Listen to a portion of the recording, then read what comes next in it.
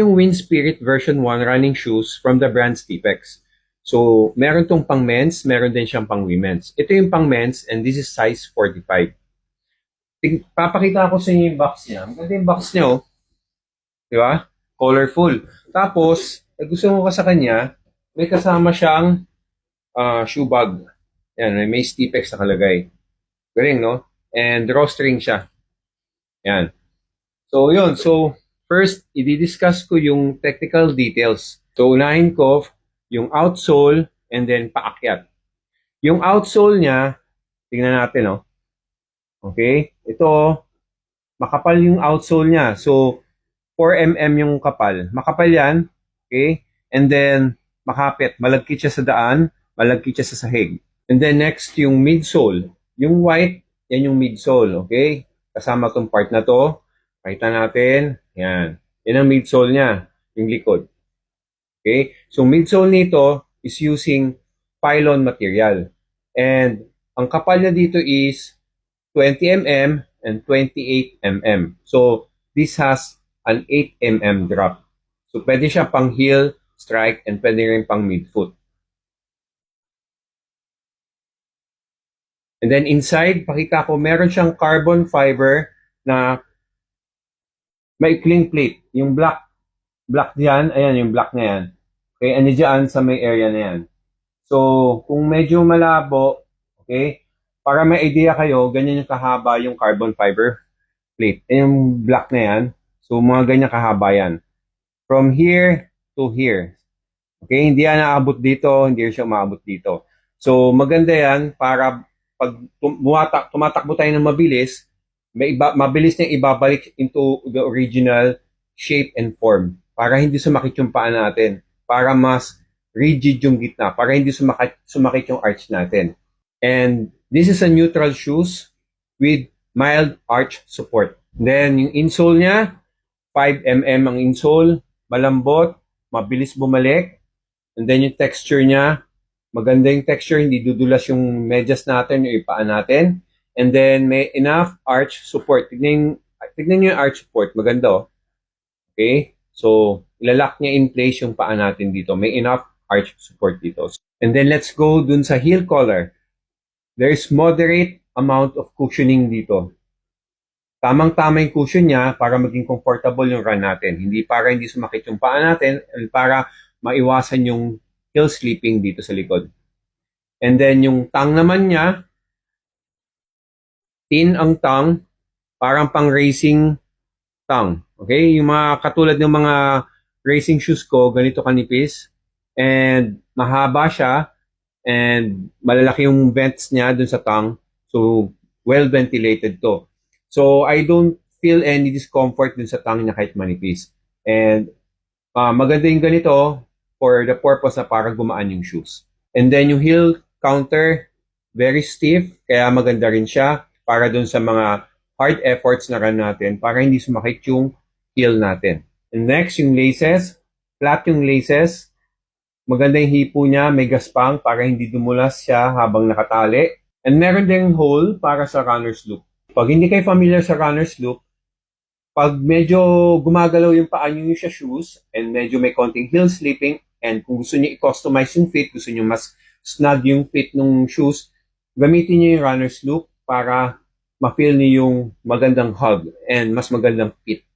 So now, tignan natin yung upper material niya. Yung upper material niya, gumamit sila ng jacquard upper material. Ang jacquard, well-known yan para sa pagiging lightweight, well-ventilated na upper material. Okay, sikat yan.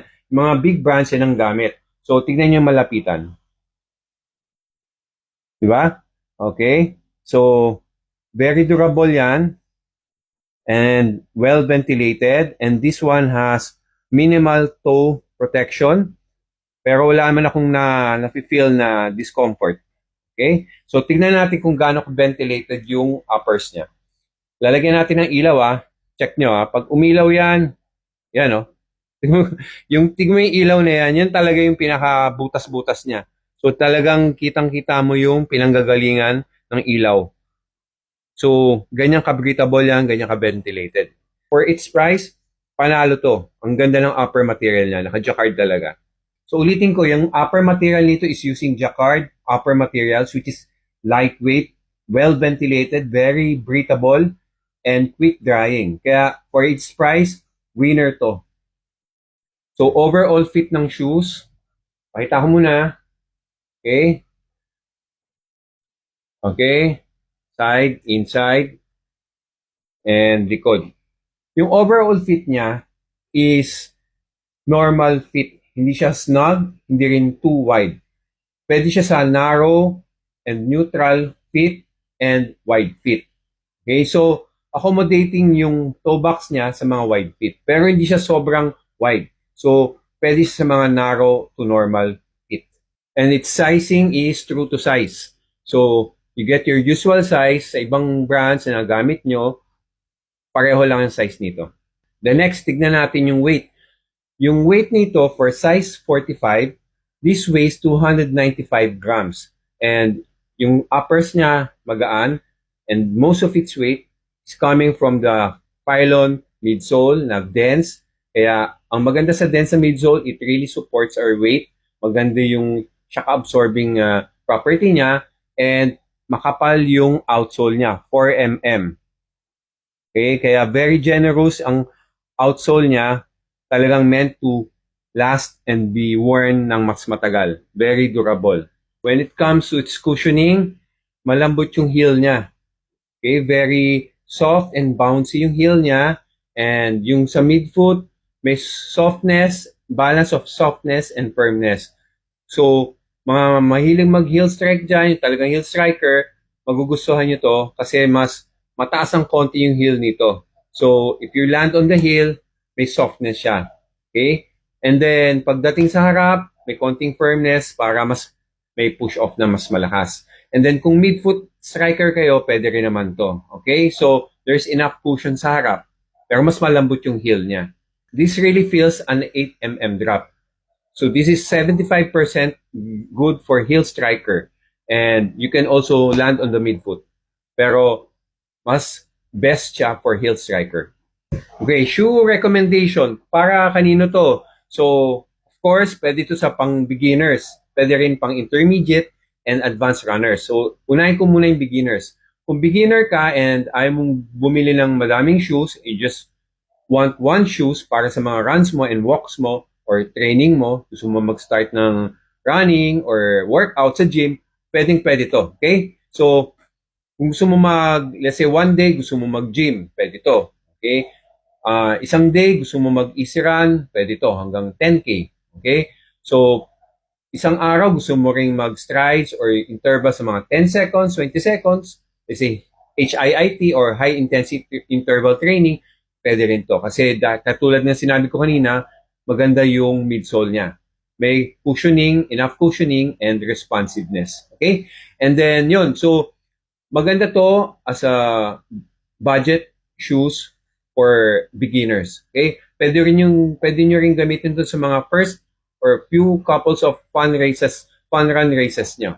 So, sa mga intermediate and advanced runners, pwede to sa mga speed interval trainings nyo. Since wala siyang full palm carbon plate or nylon plate, okay, ulitin ko, maikli lang ang plate dyan, dito lang yan, para matulungan lang niyang ibalik sa dating shape or length yung shoes pag tumatakbo tayo ng mabilis, para hindi sumakit yung paa natin. Okay, yun ang purpose ng plate dito. So, hindi siya full palm. Still, maganda pa rin ang effect nito. But, ito magandang option para sa mga speed intervals, sa mga intermediate and advanced runners, para talagang lumakas yung legs natin, yung paa natin, since wala siyang plate. Okay, so, katulad na sinabi ko sa mga previous videos ko, na maganda mag-train, gusto nyo talagang lumakas yung paa nyo. Pag sa training, gumamit kayo ng mga ganitong shoes. Okay? Talagang mag-i-improve kayo. Okay? So, yung mga interested dyan, paki-check dyan sa Yellow Basket yung iba-ibang color options and yung size nyo. Again, may pang men's and may pang women's. Okay? So, kung may question kayo, paki-comment dyan and I'll do my best to answer them. Okay? Thank you.